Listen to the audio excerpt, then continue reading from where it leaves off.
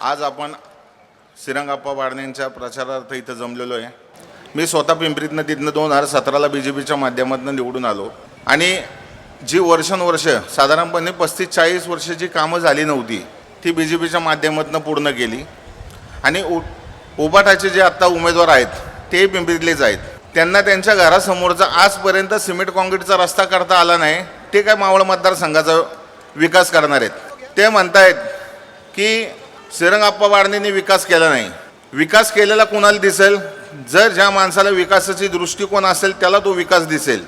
ह्यांनी आजपर्यंत 35-40 वर्षात पिंपरीचं एकही काम केलेलं नाही। एक साधी वीट रचलेली दाखवली तर मी प्रत्येक कामाला त्यांना लाख रुपये द्यायला तयार आहे।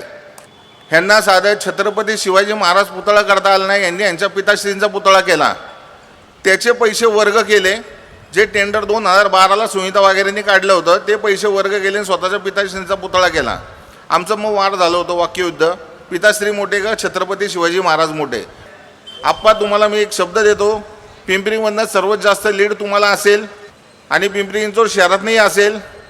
55,000 मतदार आहेत। 55,000 मतदारांमध्ये जरी कुणी सांगितलं की पिंपरी गावचं डेव्हलपमेंट जो प्रभाग क्रमांक 21 आहे ते केव्हापासून झालं कधी झालं, तरी तुम्हाला प्रत्येक माणूस सांगू शकतो की 2017 नंतरच झालं। म्हणजे तिथं रेल्वे उड्डाणपूल असेल जो मिलिटरी डेअरी फॉर्मकडनं मंजूर झाला। समोरच्या व्यक्तीला माहीत नाही की ही जागा नेमकी कुणाची, रेल्वे डिपार्टमेंटची का संरक्षण विभागाची आहे। निर्मला सीतारामनला भेटून बाकीचे सगळे फॉलोअप करून आप्पा बारणेंनी आत्ता आपले जे संरक्षण मंत्री आहेत राजनाथ सिंग त्यांच्या माध्यमातून मला ते परमिशनचं लेटर आणून दिलं आणि तो आत्ता पूल जागेवरती चालू आहे। म्हणजे पिंपरी चिंचवडची आणि पिंपरी गावची जी निकड होती, रेल्वे फाटकावरनं सगळ्यांना जायला लागायचं, प्रत्येकाचा 15-20 मिनटं अर्धा तास प्रत्येक कुटुंबाचा वेळ वायाला जायचा, तो आत्ता ब्रिज काम चालू आहे। पुढच्या वर्षी त्याचं उद्घाटन होईल आणि आप्पा पुढच्या वर्षी उद्घाटन जेव्हा करायचं ते तुमच्या हस्ते खासदार म्हणूनच करायचं। एवढं बोलून थांबतो। जय हिंद, जय महाराष्ट्र।